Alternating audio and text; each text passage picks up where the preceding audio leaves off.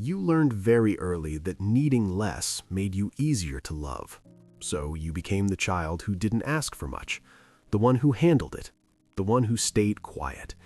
You became so mature for your age, and everyone admired you for it. You remember sitting quietly while adults talked. You didn't interrupt. You didn't demand attention. You waited for the right moment, and sometimes it never came.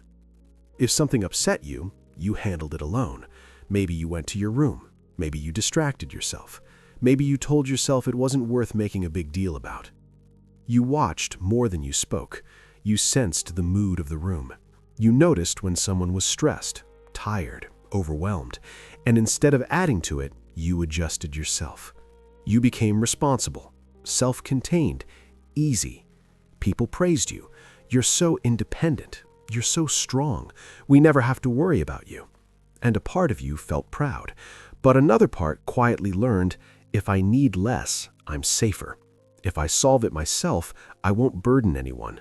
If I stay calm, I won't be too much. So you did. Children don't usually choose hyperindependence. They adapt into it. Psychologists sometimes call this hyperindependence a survival response where a child learns that relying on themselves feels safer than relying on others. Sometimes the adults around them are loving but overwhelmed. Sometimes emotions in the home feel unpredictable. Sometimes attention feels conditional. Many children learn, often without realizing it, that emotional safety comes from being low maintenance, so they minimize their needs. They regulate themselves early. They become their own comfort system. Over time, independence stops being a skill. It becomes an identity. I'm the strong one. I don't need help. I'll figure it out. And because that identity brings approval, stability, and praise, it stays. The child doesn't think, I am suppressing myself. They think, this is just who I am. But beneath that calm surface was a quiet conclusion, it's better if I take care of myself. Now you're older, and you still handle everything alone. You rarely ask for help, even when you need it, even when you're overwhelmed, even when you're exhausted. You tell yourself it's fine. You'll manage. You always do. When something hurts, you process it privately. You think it through. You downplay it. You recover quickly, at least on the outside. If someone offers support, you might instinctively say, I'm okay, and you believe it, because you've trained yourself to be okay. In relationships, you are steady, reliable, emotionally contained, but sometimes, quietly, you feel unseen, not because people don't care, but because you rarely let them see the parts of you that need care. You fear being too emotional, too dependent, too much. So you stay composed. You love deeply, but you don't fully lean. You trust, but you keep a layer of self-reliance between you and vulnerability. Depending on someone feels unfamiliar, and unfamiliar can feel unsafe. So you hold yourself together. Again. From the outside, hyperindependence looks strong, but inside it can feel isolating.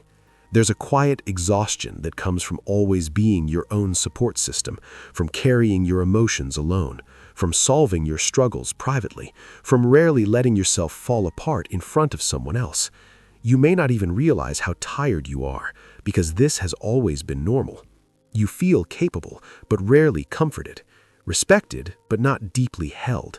And sometimes, late at night, when everything is quiet, you wonder what it would feel like to finally let someone take care of you. Not because you can't handle life, but because you're tired of handling it alone. There's also numbness. When you've spent years managing your emotions carefully, you learn to soften the highs and the lows. You feel, but cautiously. You open, but partially. You connect, but with restraint. And the hardest part? You don't know how to stop. Because independence has been your protection. Letting someone in feels like losing control, and control has always felt safer than vulnerability. But here is what matters. You were not born distant. You were not born self-contained. You were not born believing your needs were excessive. You adapted. Your independence was intelligent. It was protective. It was creative. It helped you stay steady in environments where being easy felt safer than being expressive. There is no flaw here. There is no weakness here. There is only a child who learned how to survive by becoming strong too soon, and that deserves compassion, not criticism. If you were the child no one had to worry about, that doesn't mean you didn't need care. It only means you learned not to ask for it. If this feels familiar, if you recognize yourself in the easy child who grew up too independent, know this: you were adapting. You were protecting yourself in the best way you knew how. You are not cold. You are not detached. You are not broken. You are someone who learned to stand alone. And maybe, slowly and gently, you're allowed to discover what it feels like to not have to anymore.